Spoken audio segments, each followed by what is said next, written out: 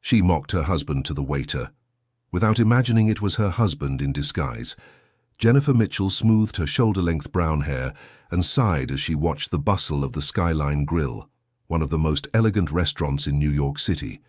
She had just called her husband saying she would spend the night caring for her sick mother-in-law, but there she was, alone at a table for two, waiting only for the right moment to unburden herself about her married life to someone who could listen without judgment. That's when the waiter approached the table, wearing an impeccable black vest over a white shirt and a bow tie that gave him a sophisticated air. The man appeared to be in his early 40s, with neatly combed dark hair and a professional demeanor that immediately put her at ease. "Good evening, ma'am. My name is Mike and I'll be your waiter tonight," he said, maintaining a slightly different accent than the usual New Yorker. "Would you like to start with a drink?" Jennifer looked up and smiled for the first time in weeks. There was something comforting about that man she couldn't quite place. "A red wine, please, and do you have time for a conversation? I know it might seem strange, but I really need to talk to someone."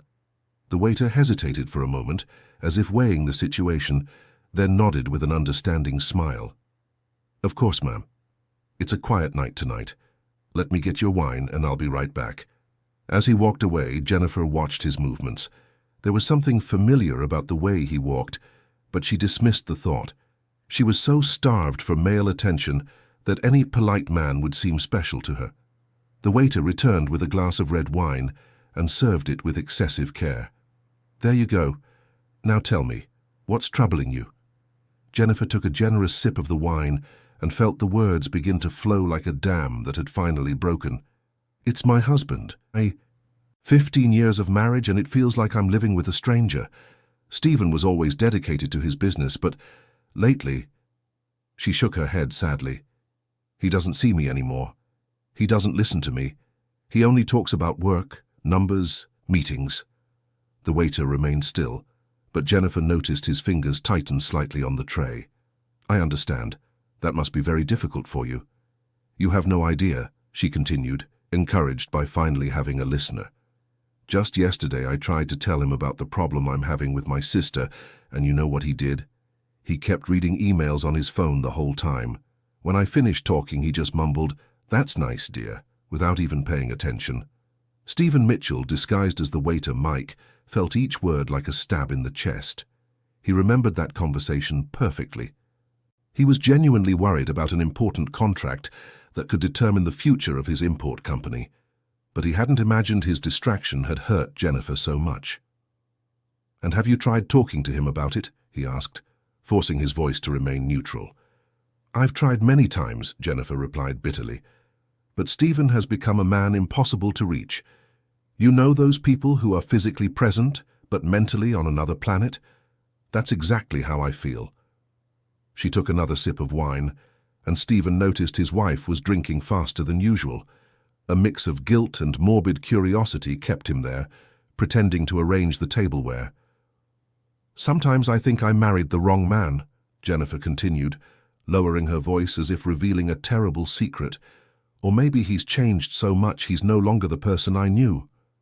"What was he like when you met?" asked Stephen, genuinely curious about his wife's perspective. Jennifer's eyes lit up with a painful nostalgia. "Oh, it was completely different. Romantic, attentive, funny. I remember in our 3rd week of dating, he showed up at my house at 6 in the morning with a ready-made breakfast, just because I had mentioned I hated cooking early in the morning." Stephen remembered that day perfectly. He had woken up at 5 a.m. to go to the special bakery she loved, just to see her smile. When did he stop doing those things? "And now," he insisted, masochistically. "Now he barely remembers my birthday," said Jennifer with a bitter laugh. "Last year he came home at 11 at night with a box of chocolates bought at the airport. He didn't even remove the duty-free shop tag." Stephen closed his eyes for a second, remembering that terrible day. He had lost track of time in a meeting in Washington, D.C., and literally ran through the airport so he wouldn't come home empty-handed. At the time, he thought he was being practical. Now he realized how insensitive he had been. "Have you ever thought about leaving him?" he asked, almost whispering. Jennifer looked directly at him, and for a moment Stephen feared being recognized, but she just sighed deeply. "I think about it every day, But 15 years of marriage aren't thrown away easily. Besides, there's the financial issue. Stephen always controlled everything, and I kind of settled into that situation. Dear listener, if you're enjoying the story, take a moment to leave a like and especially subscribe to the channel. It really helps us who are just starting out now continuing. Do you work? Asked Stephen, although he knew the answer. I used to. I was an art teacher at a private school, but when we got married, Stephen insisted I didn't need to work anymore. He said he wanted to support me, that I should dedicate myself to being a good wife and future mother. Stephen remembered how proud he was to be able to support Jennifer, how he felt like a good husband for allowing her not to worry about money. He had never thought that could make her feel dependent and diminished. And children, did they come? Jennifer's face darkened. We tried for years. Tests, treatments, constant hopes and disappointments, until the doctors said it would be very difficult. Stephen never said anything, but I know he was devastated. He dreamed of having children to teach about the family business. Stephen felt his chest tighten. He really had been saddened by the news, but he never blamed Jennifer. On the contrary, he had tried to console her during the hardest times. Could she have interpreted his own sadness as rejection? Did he blame you for it? Not directly, but I noticed how he changed after we gave up on the treatments. He became even more distant, more focused on work. It's as if I had just become another piece of furniture in the house. Jennifer finished her first glass of wine and signaled for him to bring another. Stephen obeyed, using the pause to process everything he was hearing. His version of the story was completely different. He thought he was being strong by not showing his own pain about the infertility. He imagined he was protecting Jennifer by not pressuring her about the subject. When he returned with the second glass, Jennifer was already more uninhibited. "You know what's saddest?" and she said, taking the new glass. "Sometimes I imagine what my life would be like if I had made different decisions." "What kind of decisions?" "Well, before I met Stephen, I was dating a guy named Daniel. We were young, but there was a passion there that I never felt again. He was poor, a medical student, but he made me feel like I was the only woman in the world." Stephen felt a pang of jealousy. He knew the story of Daniel, but he had never paid attention to the emotional details Jennifer had just revealed. "And what happened to him?" "My father didn't approve of the relationship. She said Daniel would never be able to give me a good life. When I met Stephen, who was already a prosperous businessman at 28, my parents practically pushed me toward him." "Did you marry due to family pressure?" Jennifer laughed, but it was a joyless sound. "Not just because of that. Stephen is an attractive, successful, educated man. At the time, I thought love and passion were teenage things, that the important thing was to build a solid life with someone reliable." "And you found out you were wrong?" "I found out that a solid life without love is like a beautiful but empty house, imposing on the outside, cold and lifeless on the inside." Stephen leaned discreetly on the chair beside him, feeling his legs go weak. Jennifer was completely shattering the image he had of their marriage. "But do you still love your husband?" Jennifer was silent for a long moment, spinning the glass between her fingers. "Love is a complicated word. I am fond of him, of course. 15 years together create bonds. But that passion, that desire to be close, to talk for hours on end, that died a long time ago. Perhaps he doesn't know how you feel. Believe me, I've tried many ways to show it. I've suggested romantic trips, dinners for two, even couples therapy. Stephen always has an excuse. Now is not a good time. I have too many responsibilities, after the business stabilizes." Stephen remembered all those suggestions and how he had, indeed, always postponed them. In his mind, he was working hard precisely so he could give more attention to his family in the future. He didn't realize he was sacrificing the present for a future that might never come. "And have you never thought of seeking companionship elsewhere?" Jennifer looked at him in surprise, then lowered her gaze, embarrassed. "Why are you asking that?" "I'm sorry if I was indiscreet. It's just that you seem very lonely." "I am lonely," she admitted. "More lonely than I ever imagined it was possible to be within a marriage." Stephen felt tears sting his eyes and had to turn away to adjust some glasses on a nearby table. "I have thought about it, yes," Jennifer continued, almost whispering. "Last week, I ran into Daniel by chance at the mall. He's become a respected cardiologist, divorced for 2 years. We talked for only 10 minutes, but I felt more connection in those 10 minutes than I feel with Stephen in months. Stephen's blood ran cold. Jennifer had met Daniel and hadn't told him anything. Did you arrange to meet again? He gave me his card, said he would love to resume our friendship. Jennifer fumbled in her purse and showed an elegant business card. I haven't called yet, but I can't stop thinking about it. Stephen had to restrain himself from snatching the card from her hand. Instead, he forced himself to ask, "And will you call?" I don't know. Part of me really wants to. Another part feels guilty. Even if Stephen isn't the husband I would like, he has never cheated on me, never physically mistreated me, never clearly disrespected me. But isn't a lack of attention a form of disrespect? Jennifer looked at him, surprised. I had never thought of it that way, but perhaps it is. When someone you love consistently ignores your emotional needs, it's as if you don't exist. Stephen realized he needed to leave before he completely lost control. He made up an excuse about checking on other tables and walked away, heading straight to the restroom. Looking at himself in the mirror, he barely recognized the man there. The disguise was working perfectly, but inside he felt completely destroyed. Was Jennifer really considering having an affair? Had he been such a bad husband? He returned to Jennifer's table determined to find out more, even if it killed him inside. "Sorry for the delay. Would you like to have some dinner?" "Actually, I'm not very hungry, but thank you for listening. It's been so long since I've had a real conversation with someone. It's my pleasure to help." "You were talking about Dr. Daniel," Jennifer sighed. "It's complicated. Daniel represents everything I don't have at home. Attention, genuine interest in my life. That feeling of being seen and valued as a woman. And your husband doesn't make you feel that way. Stephen treats me like an expensive piece of decor. Pretty, well-maintained, but with no real function beyond decorating the space. Stephen felt as if he'd been punched in the stomach. Was that the image Jennifer had of him? Perhaps he doesn't realize he's doing that."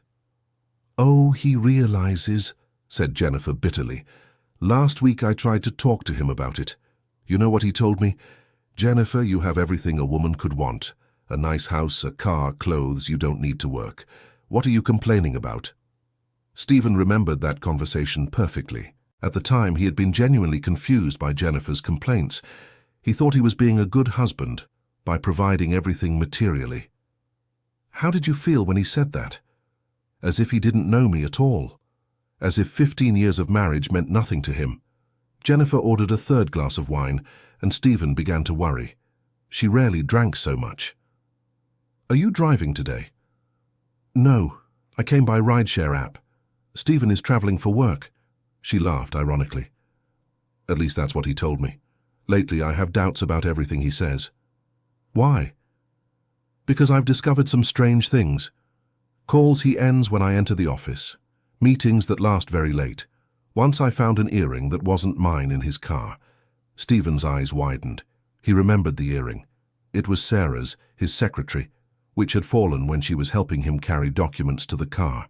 A completely innocent situation that Jennifer had interpreted completely differently.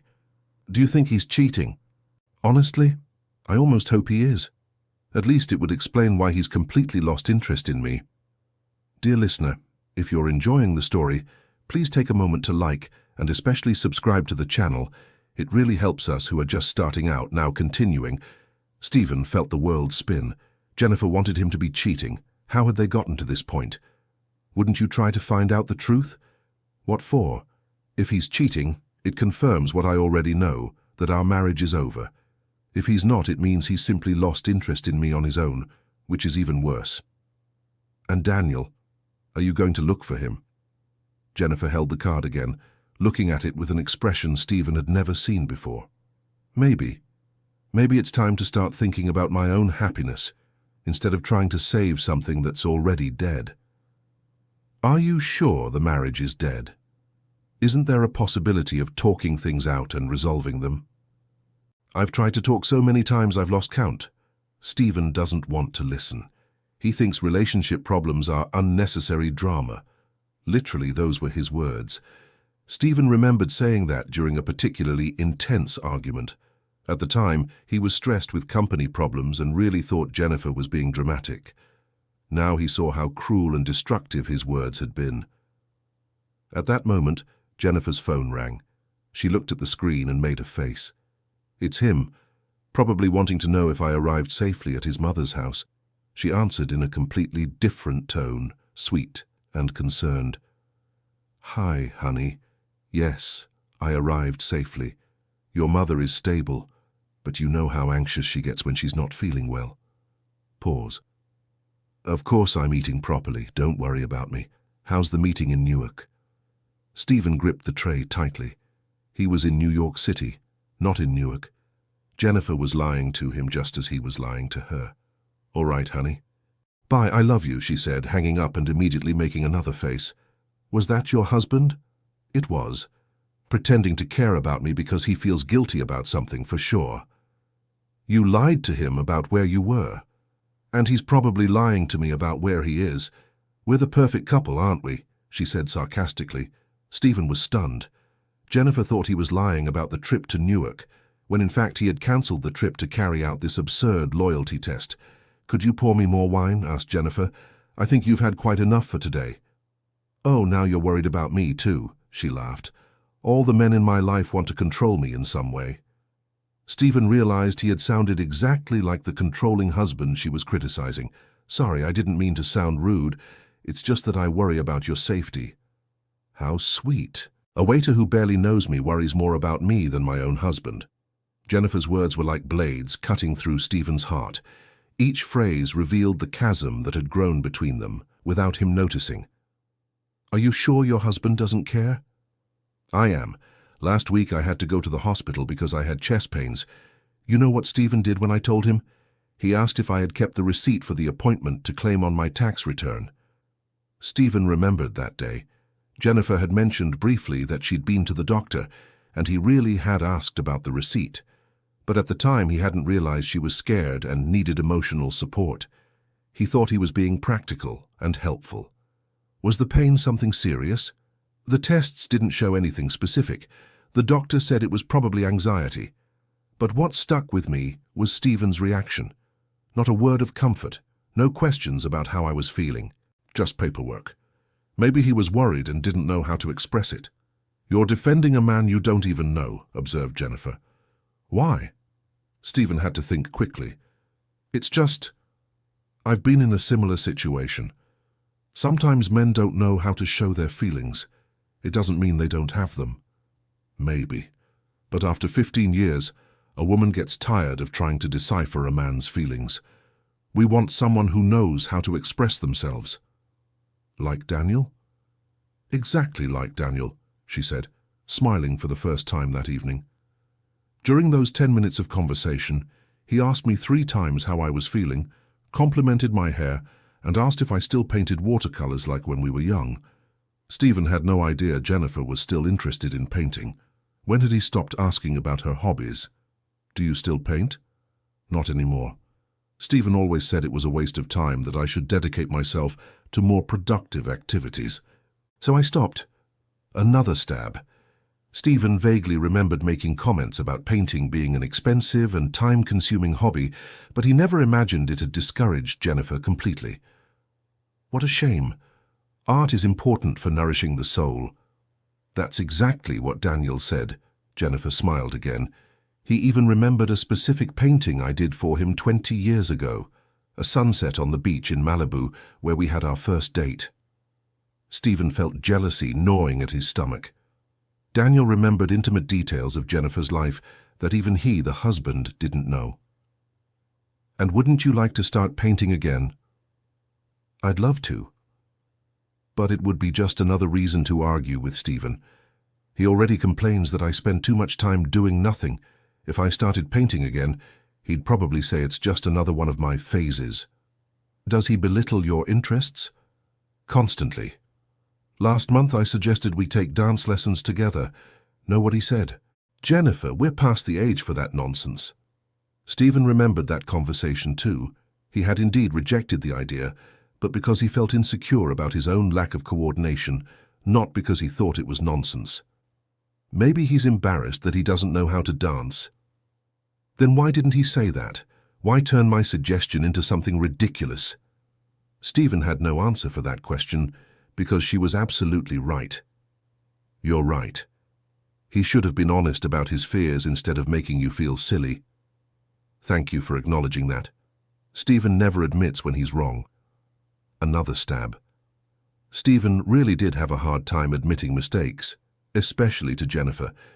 He always thought that as a husband he should appear confident and decisive. Maybe he thinks he needs to be strong all the time.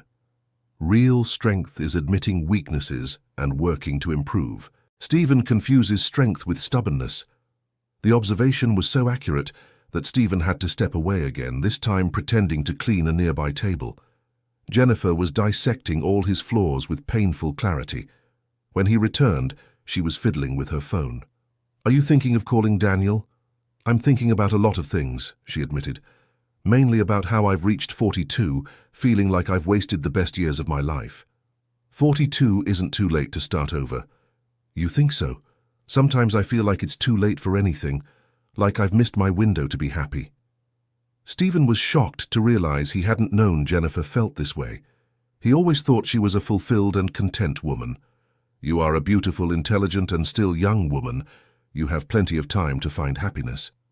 "Thank you," she said, blushing slightly. "You're very kind. It's been a while since I've received a sincere compliment." Stephen realized he really had stopped complimenting Jennifer. When was the last time he told her she looked nice, that he appreciated something she had done? "Your husband doesn't compliment you?" "Stephen stopped seeing me as a woman years ago. To him, I'm just part of the house's furniture." "I'm sure that's not true." "It is. Want an example?" "Last month I bought a new dress for a friend's wedding anniversary. I spent the whole afternoon getting ready, did my hair, nails, makeup.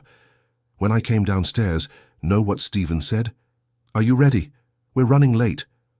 Stephen remembered that night perfectly.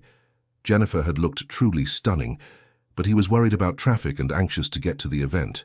It hadn't occurred to him to compliment her appearance. "And how did that make you feel?" "Invisible. Completely invisible." The words came out as a whisper laden with pain, and Stephen had to hold onto the chair to keep from crumbling right there. Dear listener, if you're enjoying the story, please take a moment to like and especially subscribe to the channel. It really helps us who are just starting out now continuing. At that moment, an elegant woman of about 50 approached the table. Stephen immediately recognized Karen, Jennifer's best friend. "Jen, what a coincidence to find you here," said Karen, kissing her friend on the cheek. Stephen panicked. Karen knew him very well. If she recognized him, the whole disguise would be blown. "Karen, what a surprise," said Jennifer. "Sit here with me. This is Mike, my waiter for tonight." Stephen kept his head down and murmured a polite greeting, hoping Karen wouldn't look directly at him. "Nice to meet you, Mike. Jennifer, what are you doing here alone?" "I thought Stephen was home today." "He's traveling for work," Jennifer lied automatically, "and I needed to get out of the house, talk to someone." Karen sat down, and Stephen took the opportunity to step away, pretending to look for a menu. But he stayed close enough to hear the conversation. "Problems with Stephen again?" asked Karen directly. "Always the same problems. He doesn't change, Karen, no matter how many times I try to talk." "Jen, you need to make a decision. Either accept that he's like this and stop suffering, or do something drastic to change the situation." "What kind of drastic thing?" "Oh, I don't know. Give him a scare. Show him you have options." Stephen moved closer discreetly, pretending to tidy the next table. "How so?" "Remember you ran into Daniel at the mall? Why don't you accept his invitation to dinner?" "Karen, I'm married." "So what? I'm not telling you to have an affair. I'm telling you to remember what it's like to be treated like a woman, what it's like to have the attention of a man who truly values you." Stephen felt his blood boil. Was Karen encouraging Jennifer to go out with Daniel? "I don't know if it would be right." "Jen, what's not right is you wasting away in a marriage that doesn't make you happy. You're 42, not 80. You can still rebuild your life." "Sometimes I think about that, but 15 years. 15 years you've already lived. Don't throw away the next 15 because of the ones that have passed. Stephen wanted to shout that he still loved her, that he could change, that he wanted to save the marriage, but he was trapped in the role of a waiter, forced to listen to his wife being advised to leave him. What if Stephen really changes? Jen, how many times have you had that hope? Remember when you thought things would get better after his promotion, and after you bought the new house, and after you cancelled the fertility treatments? Stephen realized Karen was right. Jennifer had waited for changes that never came. He always promises it will be different after he resolves this or that at work. And it never is, right? Because there's always a new work problem to solve. Exactly. Last month he said that after closing an important contract, he would take a vacation with us. You know what happened? He closed the contract and immediately started working on another project. Stephen remembered that day. He had been so excited about the contract's success that he really got carried away with new business possibilities. He didn't realize he was breaking another promise to Jennifer. So, call Daniel, insisted Karen. It doesn't have to be anything serious. Just a friendly dinner so you can remember what it's like to talk to someone who really listens to you. You think it's okay? The problem is you continuing to kill yourself for a man who doesn't value you. Stephen wanted to interrupt. He wanted to say that he did value her, but he realized his actions didn't confirm his intentions. Mike, called Karen, can you bring me a glass of wine too? Stephen nodded and walked away, taking the chance to try to compose himself. When he returned with Karen's wine, the two were looking at Daniel's business card. He's a respected cardiologist now, Jennifer was saying. Divorced, no kids. Said he never forgot me. Look how interesting, commented Karen. A man who hasn't forgotten you in 20 years. Meanwhile, your husband doesn't even remember what you like for breakfast. The observation was cruel but true.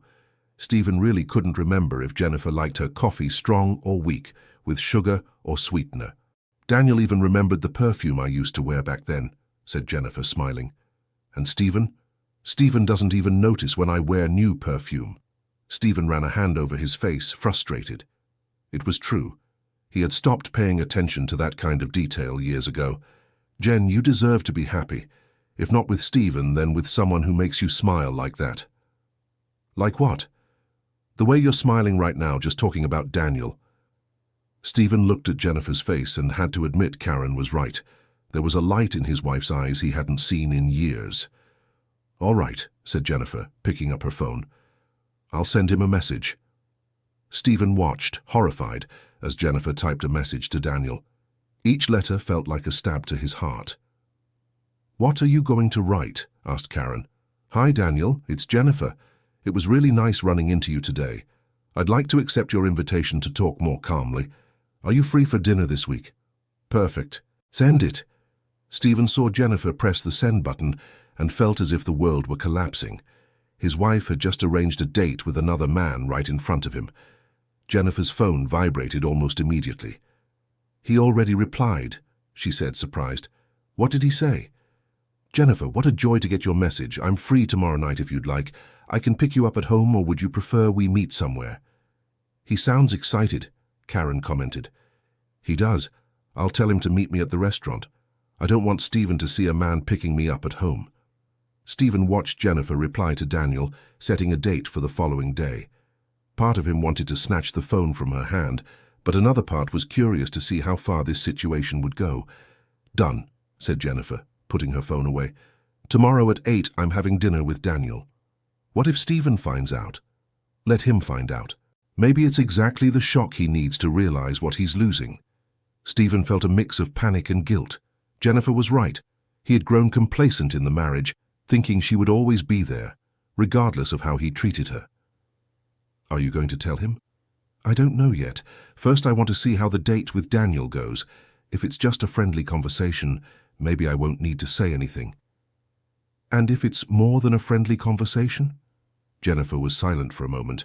Then I'll have to make some difficult decisions. Stephen had to step away again. The prospect of losing Jennifer was becoming more and more real. When he returned, the two women were discussing what outfit Jennifer should wear on the date. That navy blue dress you bought last month, suggested Karen. It looks beautiful on you. You think so? Stephen said it was too flashy. Stephen doesn't understand a thing about women's fashion. Trust me, that dress will make Daniel fall for you all over again. Stephen remembered the dress. Jennifer had shown it to him, clearly hoping for a compliment, and he had remarked that it was a bit flashy for a married woman. At the time, he thought he was being protective. Now he realized he had just been insensitive. All right, I'll wear the blue dress. And do your hair at that salon you like. Get all dolled up. For a simple dinner between friends? Jen, there's no simple dinner between exes who still feel chemistry. The word chemistry hit Stephen like a bolt of lightning. Was there chemistry between Jennifer and Daniel? Had he himself completely lost the chemistry with his wife? Do you think there's still chemistry between us? The way you smiled when you talked about him, I'm sure of it. Stephen watched Jennifer blush and realized Karen was probably right. His wife was allowing herself to feel something she hadn't felt in years. Dear listener, if you're enjoying the story, please take a moment to like and especially subscribe to the channel. It really helps us who are just starting out, now continuing. But what if I'm doing the wrong thing? Asked Jennifer.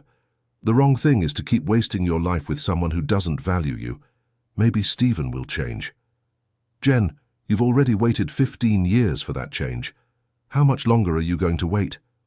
The question hung in the air like an ultimatum. Stephen realized Jennifer had reached the limit of her patience. You're right, Jennifer finally said. Tomorrow I'm having dinner with Daniel, and I'm going to allow myself to be happy, even if it's just for one night. Stephen felt his heart shatter. His wife was preparing to be happy with another man because he had failed to make her happy. And then? Asked Karen. Then I'll have to have a serious talk with Stephen. Give him an ultimatum. Either he really changes or I leave. Do you really have the courage to leave? I have to. I can't go on living like this. I deserve more than this. Stephen wanted to shout that she deserved everything, that he could give her everything she wanted, that he just needed a chance. But he was trapped in his disguise, forced to watch his married life fall apart. And what if he really changes after the ultimatum? Then we'll see. But it will have to be a real change, not empty promises like always. And if he doesn't change, then I'll rebuild my life. Maybe go back to teaching, maybe take up painting again, maybe explore what exists between me and Daniel. The word maybe was the only thing that gave Stephen a small glimmer of hope. Jennifer still hadn't made a definitive decision. I think you're doing the right thing, said Karen. You deserve a full life. Thank you for supporting me, Karen. Sometimes I need to hear from someone that I'm not being crazy. Crazy would be continuing the way you are. The two women finished their wines and got ready to leave. Stephen watched Jennifer pay the bill and leave a generous tip. Thank you, Mike, she said, looking directly at him. You were very kind to listen to me today. It was exactly what I needed. Stephen wanted to say it was also exactly what he needed to hear, even though it hurt deeply. My pleasure, Mrs. Mitchell. I hope you find the happiness you deserve. Thank you. I think I'm finally on the right path. Stephen watched the two women leave the restaurant, probably to continue planning Jennifer's date with Daniel. He stood there for a long time, processing everything he had discovered. His wife had been unhappy for years, and he hadn't noticed. She felt invisible, undervalued, neglected. She had lost her passion for life, abandoned her dreams and hobbies because of his lack of support. And now she was ready to find in another man everything he had failed to provide. The worst part was that she was right. Stephen had truly become an absent, controlling, and insensitive husband. He had taken Jennifer for granted, as if she were obligated to stay by his side, no matter how he treated her. But there was still time. The date with Daniel was the next day. Stephen had less than 24 hours to decide what to do with the information he had discovered. He removed his waiter disguise and went back home, where he found Jennifer fast asleep. He watched her for a long time, trying to remember the last time he had really looked at her like that. She was beautiful even in her sleep. How had he stopped noticing that? When had he stopped appreciating his luck for being married to a woman like her? The next morning, Stephen woke up determined to fight for his marriage, but first he needed to find out more about Jennifer's date with Daniel. He called the office and cancelled all his appointments for the day. When Jennifer woke up, he was already dressed and ready to go. "Good morning, honey," she said, surprised to see him at home. "Good morning. I cancelled my appointments today. I thought we could spend the day together." Jennifer looked at him with surprise and suspicion. "Why? Did something happen?" "Can't I want to spend time with my wife?" "You can, but it's strange for you to cancel work for this. When was the last time we did that?" Stephen realized she was right. He couldn't remember the last time he had prioritized time with her over work. "Maybe I've realized I've been neglecting you." "Neglecting?" Jennifer laughed humorlessly. "Stephen, you don't neglect me. You completely ignore me." The direct accusation hit him like a punch. Even after everything he had discovered the night before, hearing it directly from her still hurt. "That's not true." "Isn't it? When was the last time you asked how my day was? When was the last time you complimented something about me? When was the last time you suggested we do something together that wasn't a social event for your work?" Stephen fell silent because he couldn't answer any of those questions. "That's exactly it," Jennifer continued. "You can't answer because it doesn't happen anymore. I can change. Stephen, you've said that before many times. This time is different. Why? What changed overnight?" Stephen couldn't tell the truth about what he had discovered the night before. "Maybe I'm finally realizing what I have. Or maybe you're realizing what you're losing," said Jennifer, in a tone that chilled him. "What do you mean by that?" "Nothing. Forget it." But Stephen couldn't forget it. Jennifer's phrase confirmed his suspicions that she was really considering leaving him. "Jennifer, do you want to separate from me?" The question came out more directly than he intended. Jennifer stopped getting ready and looked at him with an expression he couldn't decipher. "Why are you asking that?" "Because I feel we're distant, and I want to know if there's still hope for us." "Stephen, this conversation should have happened years ago. I don't know if it isn't too late now." "It's never too late if we still love each other." "Love is a complicated word," said Jennifer, repeating exactly what she had said to the waiter the night before. "I care for you, but love needs to be nurtured, cultivated. And that hasn't been happening between us for a long time." Stephen felt desperation growing inside him. "We can nurture it again. We can go back to how we were in the beginning." "How we were in the beginning?" "Stephen, do you remember how we were in the beginning?" "Of course I remember." "Then tell me, how did you court me? What did we do together? What did we talk about?" Stephen tried to remember, but realized his memories from the start of the relationship were vague and confused.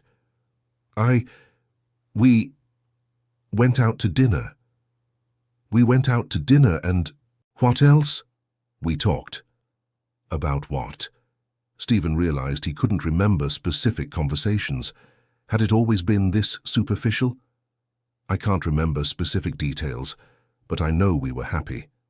"I remember perfectly," said Jennifer sadly. "You asked me about my dreams, about my art, about how I felt. You took me to see exhibitions, gave me books by artists you thought I'd like. Once you spent the whole morning helping me set up an easel in my backyard." Stephen didn't remember any of that. How had he completely forgotten that version of himself? "I can be like that again." "Stephen, you don't understand. I don't want you to go back to being someone you were 15 years ago. I want you to evolve, to grow, to become someone better than you were." "And you don't think I can do that?" Jennifer sighed deeply. "I think you can, but not with me. We've become so comfortable with each other that we can't grow together anymore. We only know how to repeat the same destructive patterns." "That's not true." "Isn't it? Stephen, since you got home today, how many questions have you asked about me? Have you shown genuine interest in anything in my life?"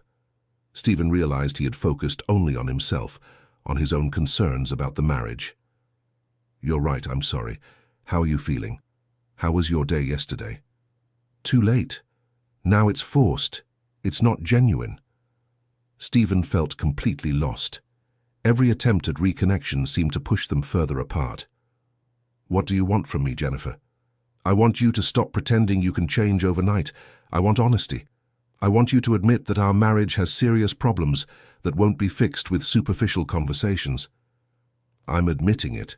Our marriage has serious problems. And what are you willing to do to fix those problems? And don't tell me you'll try to be a better husband. I want specific actions. Stephen wasn't prepared for that question. He hadn't thought of specific actions beyond a vague intention to be better. We could do couples therapy. I've suggested that several times and you always refused. I accept now. Why? What changed? Maybe I'm finally realizing I could lose you. Stephen, you've already lost me. The question now is whether we can find each other again. Jennifer's words were like a final blow. She had admitted he had already lost her. The marriage really was coming to an end. So there's still hope? There's hope, but it will require a lot of work. And real changes, not empty promises. I'm willing to work. We'll see, said Jennifer, finishing getting ready. For now, I need to go out. Where are you going? I have a few appointments. Stephen knew she was lying. She was probably getting ready for the date with Daniel. What kind of appointments? Stephen, since when do you care about my appointments? Since always. No, since today. And that only confirms your sudden change has a specific reason. Stephen realized he was being too transparent. Jennifer was more observant than he imagined. What would the reason be? I don't know, but I'll find out. Jennifer left the house, leaving Stephen in a panic. She had noticed something was different and was investigating. If she found out about the restaurant charade, things would get even worse. All day, Stephen was anxious, imagining Jennifer getting ready for the date with Daniel. Was she at the salon getting her hair done, buying new clothes, preparing emotionally to reconnect with a love from the past? Around 6 in the evening, he couldn't take it anymore and decided to go to the restaurant where they had arranged to meet. He needed to see with his own eyes what was going to happen. He got a discreet table from where he could observe the entrance without being seen. At 8 on the dot, he saw Jennifer arrive wearing exactly the navy blue dress he had criticized. She was stunning. A few minutes later, Daniel arrived. Stephen recognized him immediately. He was an attractive, well-dressed man who greeted Jennifer with a warm hug and a kiss on the cheek that lasted longer than Stephen considered appropriate. For the next 2 hours, Stephen watched the most painful scene of his life. Jennifer was radiant. She smiled constantly, gestured animatedly, was clearly having a great time. Daniel listened to her with total attention, asked questions, laughed at her jokes. It was exactly the opposite of how Stephen behaved with her. While Daniel gave Jennifer his full attention, Stephen was usually on his phone or thinking about work during their conversations. At one point, Daniel held Jennifer's hand on the table. Stephen almost stood up to interrupt but restrained himself. Jennifer didn't immediately remove her hand, which left him even more unsettled. When they finally left the restaurant, Stephen followed them at a safe distance. Daniel accompanied Jennifer to her car, and the two kept talking for another 15 minutes before she finally drove away. Stephen returned home devastated. The meeting had clearly been a success. Jennifer had connected with Daniel in a way she no longer connected with him. When Jennifer got home around 11 at night, Stephen was pretending to watch television in the living room. "How was your appointment?" he asked, trying to sound casual. "It was really good," she replied, and Stephen noticed a lightness in her voice he hadn't heard in years. "What kind of appointment was it?" "Stephen, why this sudden interest? I'm just trying to be a more present husband." Being present isn't interrogating. It's showing genuine interest without ulterior motives. Stephen realized he was being too obvious. "You're right, I'm sorry." "It's fine. I'm tired. I'm going to bed." Stephen stayed awake all night, thinking about Jennifer's smile during dinner with Daniel. When was the last time he had made her smile like that? The next morning, Jennifer woke up noticeably different. There was an energy in her that Stephen hadn't seen in years. "Good morning," she said, making coffee with an unusual cheerfulness. "Good morning. You seem different today." "Different how?" "Happier." Jennifer stopped stirring the coffee and looked directly at him.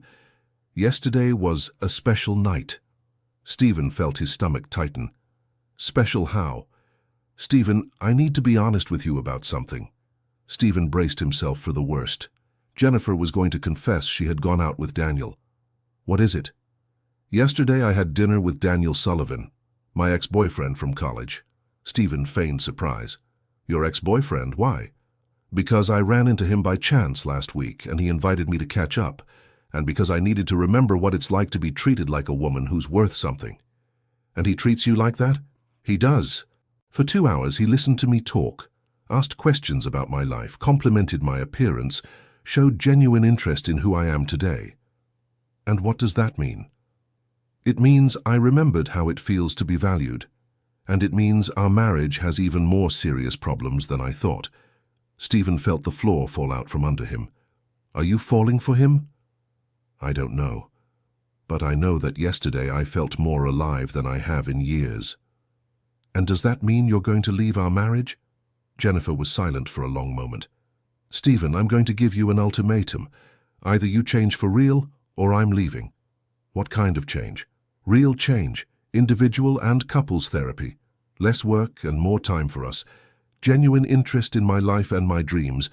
And most importantly, stop taking me for granted. How much time do I have? 3 months. If in 3 months I don't see real and consistent changes, I will file for divorce. Jennifer's ultimatum echoed in Stephen's head like a sentence. 3 months to save 15 years of marriage. And Daniel? I'm going to continue being his friend. If that bothers you, it's one more reason for you to fight for our marriage. Stephen spent the following days in a state of shock. Jennifer had laid her cards on the table definitively. Either he changed radically, or he would lose his wife forever. He started individual therapy immediately, and insisted they begin couples therapy the following week. He cancelled work trips, delegated responsibilities, started coming home earlier. But a change in behavior wasn't enough. He needed to change on the inside too. During an individual therapy session, the psychologist asked a question that made him rethink everything. Stephen, when was the last time you felt passion for your wife? I've always felt passion for her. I'm not talking about love or affection. I'm talking about passion, desire, admiration, fascination for who she is. Stephen realized he couldn't answer. When had he stopped feeling fascinated by Jennifer? When had she become just part of the routine? I think a few years ago. And do you think it's possible to recover that passion? I don't know. Maybe it's too late. Or perhaps you need to rediscover her as a person, not just as a wife. The therapist's observation planted a seed in Stephen's mind. He needed to get to know Jennifer again, as if she were a completely new person. He started asking questions about her life, about her dreams, about what made her happy. He discovered things he didn't know after 15 years of marriage. He learned that she dreamed of traveling to France to see the museum she studied during college, that she would love to learn to play the piano, that she missed having closer friends because she had isolated herself during the marriage. Each discovery was a painful revelation of how little he knew his own wife. 2 weeks after the ultimatum, Stephen had an idea. He organized a surprise for Jennifer that involved everything he had discovered about her abandoned dreams. He transformed the home office into an art studio, bought canvases, paints, professional brushes. He enrolled them in beginner painting classes so they could learn together. He bought books on French art and planned a trip to Paris for the following month. When Jennifer saw the studio, she started to cry. Stephen, I can't believe you did this. I want you to start painting again. I want to learn about art with you. I want to rediscover the amazing woman I married. But when will you have time for this with all your work? I've cut my workload in half. I hired a partner to share the responsibilities. You are more important than any business. Jennifer hugged him, and Stephen felt there was some hope. But Daniel was still in her life. They kept talking and meeting occasionally as friends. Stephen knew he needed to handle this situation maturely. One night, 3 weeks after the ultimatum, Stephen made a courageous decision. Jennifer, I'd like to meet Daniel. What do you mean? I'd like to invite him to dinner here at our home. I want to meet the man who is awakening feelings in my wife. Jennifer was shocked. Stephen, are you sure? I am. If I'm going to fight for you, I need to understand what I'm competing with. The dinner was one of the most surreal experiences of Stephen's life. Daniel was indeed an interesting, cultured, attentive man. Throughout the evening, Stephen observed the interaction between him and Jennifer and understood perfectly why she was attracted to him. Daniel did exactly everything Stephen had stopped doing. He listened attentively, asked intelligent questions, showed genuine interest in everything Jennifer said. But Stephen also noticed something Jennifer might not have seen. Daniel was clearly interested in more than friendship. His looks, his comments, his body language made it clear he hoped Jennifer's marriage would end. After Daniel left, Stephen and Jennifer had the most honest conversation of their lives. "He's in love with you," said Stephen. "I know.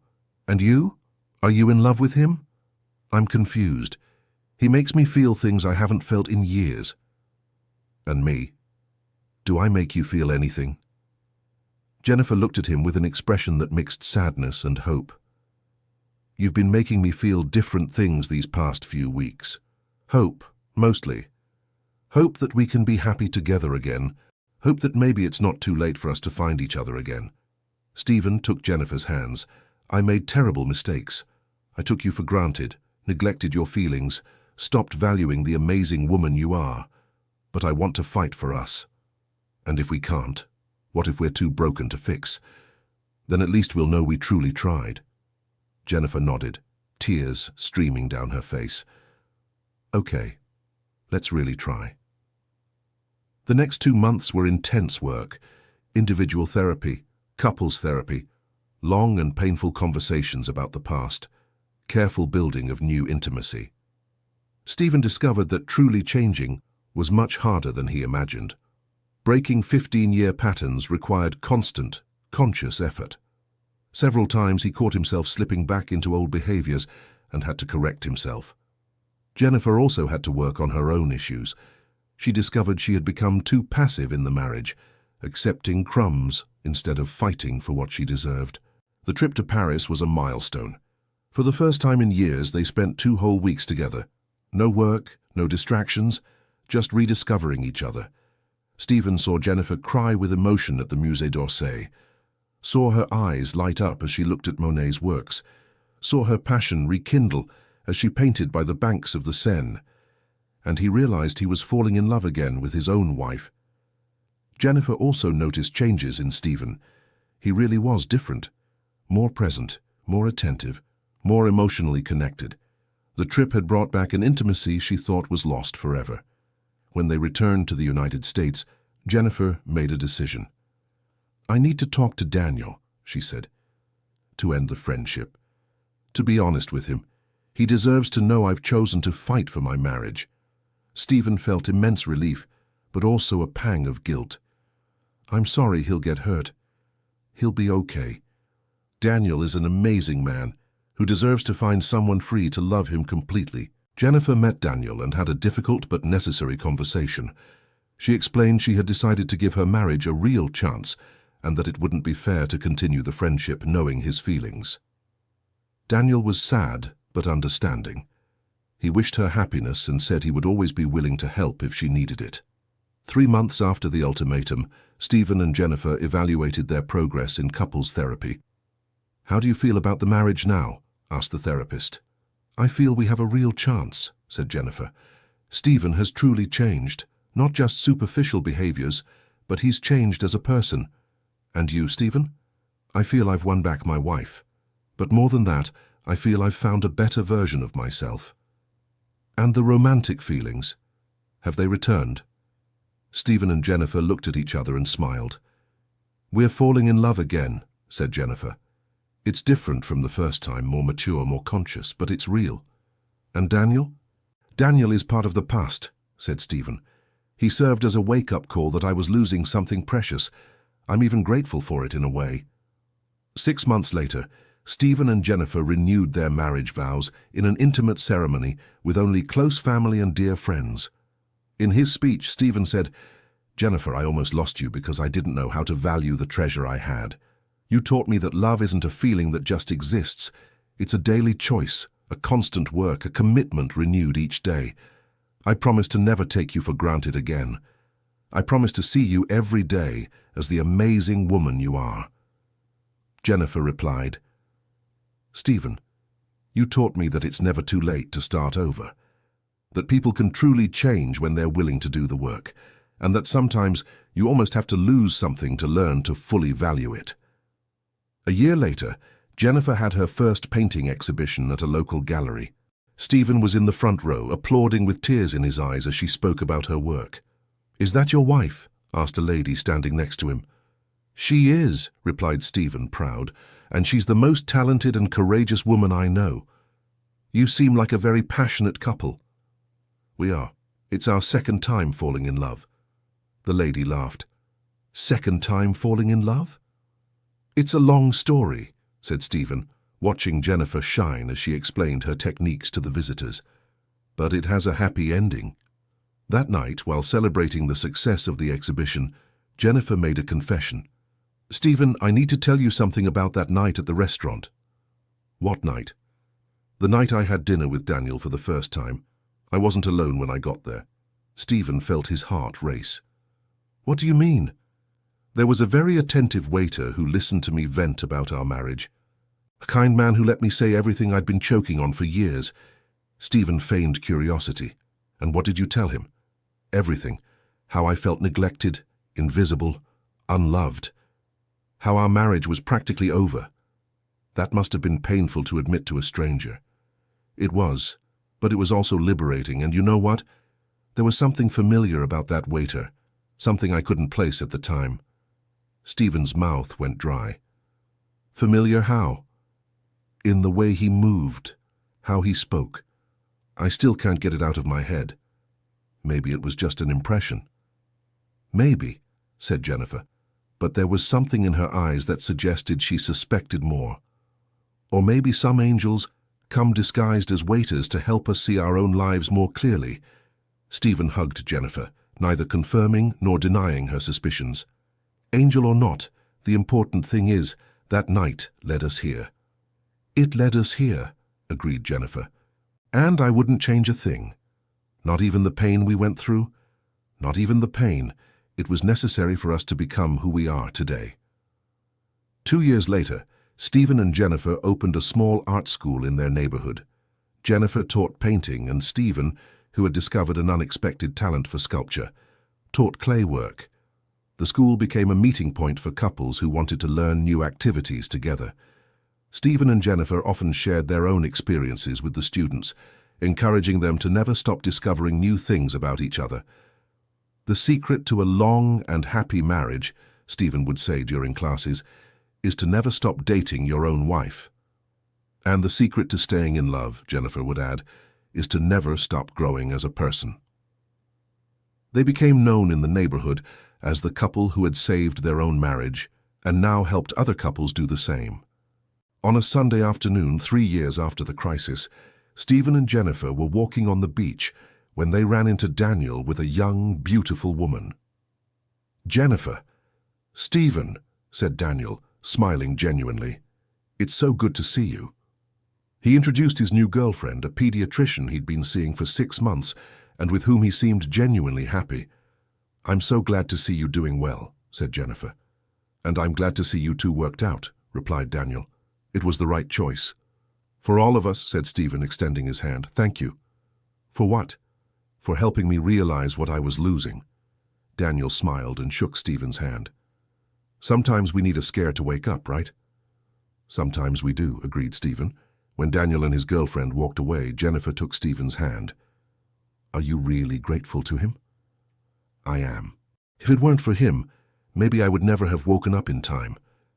And if I had chosen to stay with him, then I would have lost the greatest treasure of my life because of my own stupidity. But that didn't happen. No, because you gave me a chance I didn't deserve." "You did deserve it. In the end, you did." 5 years after the night at the restaurant, Stephen and Jennifer celebrated 20 years of marriage with a party for family and friends. During the party, Jennifer's sister made a toast. "You two are proof that true love exists and that it's worth fighting for.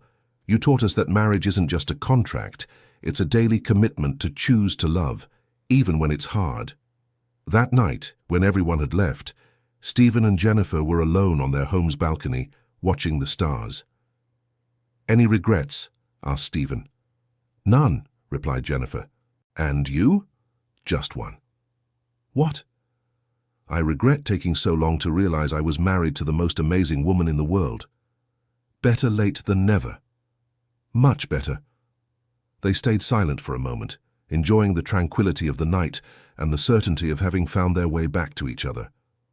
"Stephen." "Yes?" "That waiter at the restaurant. What about him?" "I'm sure it was you." Stephen smiled in the dark. "Why did you never say anything?" "Because I realized you needed to hear those things, and I needed to say them." "And you weren't angry with me for lying?" "I was, at first. But then I understood it was your desperate way of trying to save our marriage. It was stupid, but it was out of love." "It was very stupid." "It was. But it was also the beginning of our redemption." Stephen took Jennifer's hand and kissed her fingers. "I love you, my dear wife. And I love you, my dear husband, even when I'm an idiot disguised as a waiter. Especially when you're an idiot disguised as a waiter." The two laughed, remembering how they had come so close to losing each other and how they had found their way back home. End of story. So, what did you think of this story of redemption and true love? How would you feel if you discovered your partner had disguised themselves to test your loyalty? Tell us in the comments if you think Stephen and Jennifer made the right decisions. Your opinion is very important to us. If you liked this story, don't forget to leave your like and subscribe to the channel so you don't miss other heart-touching, emotional stories.